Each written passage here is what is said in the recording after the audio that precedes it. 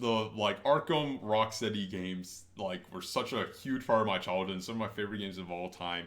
And to see a studio fall so much, and honestly, probably not really to their own fault, is really depressing. The Suicide Squad game has its early release, and a lot of people have already beat the game and uploaded pretty much all of it. And I usually don't, or honestly just hate people commenting on stuff they haven't really played. And I'll fully admit, I'm not one who has played Suicide Squad, so take that for a grain of salt. And if that's a reason to hate this and everything, I totally get it because I'm usually that way. But in watching it, like, this game clearly blows. It's everything we feared because ever since the first concept of this game, everyone's like, that's kind of a shit concept for a game. But hey, it's Rocksteady. Like, let's give them the benefit of the doubt. Then we see the trailers and we're like, wow, that gameplay looks horrendous. And that looks like not up their alley. It looks like a, games as a service kind of thing.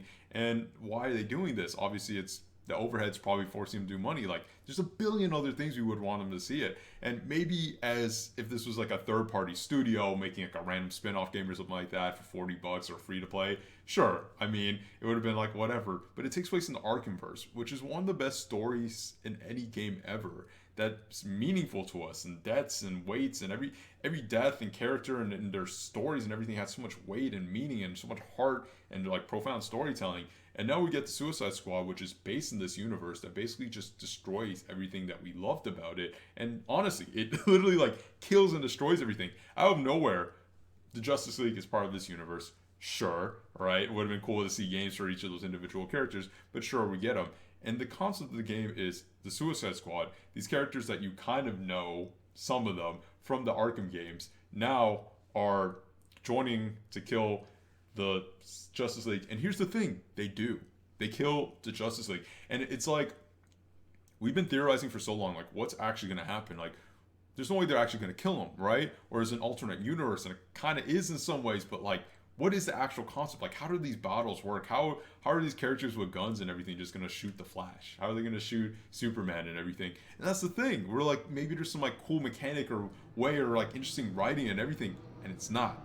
It's not. Like, that's literally what it is. It is the most anticlimactic, depressing, disappointing, useless, destructive game that is probably going to destroy one of the best studios ever because of overheads who probably forced this studio to make a game somehow that was out of their wheelhouse, didn't need to be made, and destroyed the legacy of the studio. So just straight up full spoilers, because like, dude, don't play this game, right? The story is that the Suicide Squad goes and kills the Justice League controlled by Brainiac, and they do.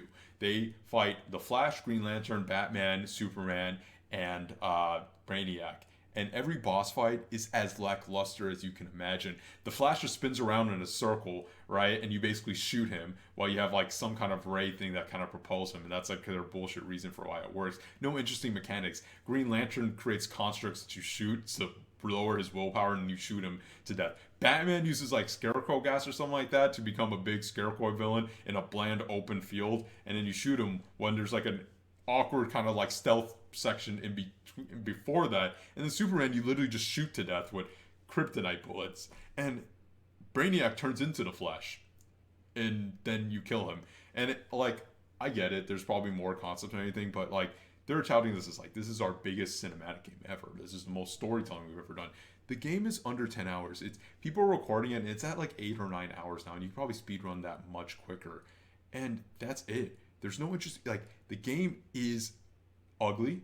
It has some of the worst like HUD UI display ever, as you've probably seen in any of the trailers. It has such repetitive, boring combat, uninteresting missions, and then the boss designs, which would be the only saving grace of this, are bad. They're uninteresting and they're dull and they're repetitive. And like, who designed a game, a superhero game that is just a looter shooter kind of thing with these mindless boss battles? Like, you could have done this kind of concept of your force with it with so many ways, and that's not what I'm going to talk about here. Not the what ifs, right? Because there's so many what ifs. What if this just wasn't a game, which it shouldn't be? But it's like the little bit of hope that you're hoping for, that maybe Rocksteady pulls it out. You know, it doesn't. All the characters die in the most anticlimactic way ever. The boss battles are lame, and then the characters just die. They just get shot, and then they die, and there's no weight to any of it. And it's like you're killing Superman, you're killing Batman, Arkham Batman. It's so disrespectful because this is the last Kevin Conroy performance ever as Batman. This is what it is. He's a mind control Batman, and they just shoot him in the face and in the middle of a park and leave him.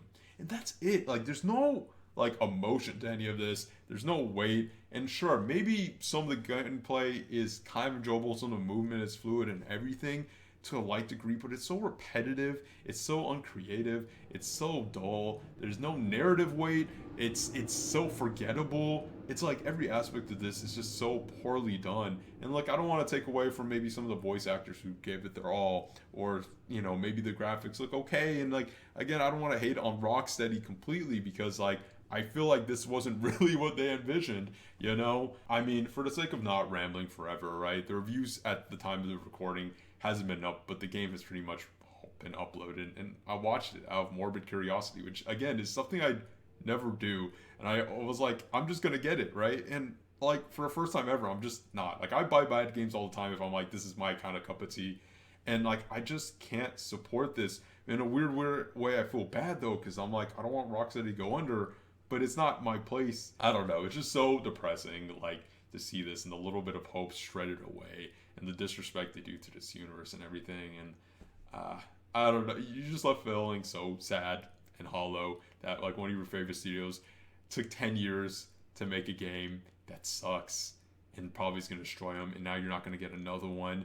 And it had a year delay and nothing changed. And it's just, I don't know. I guess seeing all the layoffs in all these huge studios and like all these creators who have so much passion for games, just, and when there's like a lot of AAA games that are great nowadays, but there's also equally a number of ones from big studios that suck because of like the creative void energy that they're like sucked out of.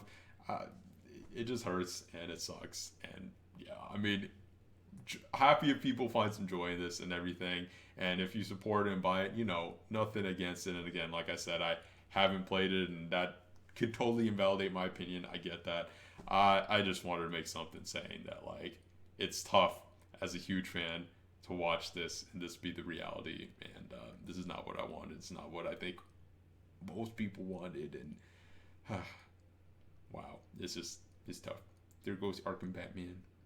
The Batman I really liked. You know, the really me, the true me, the literally me. Just a lot of rambling, a lot of sad, wrong on.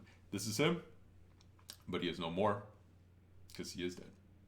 Goodbye, Batman.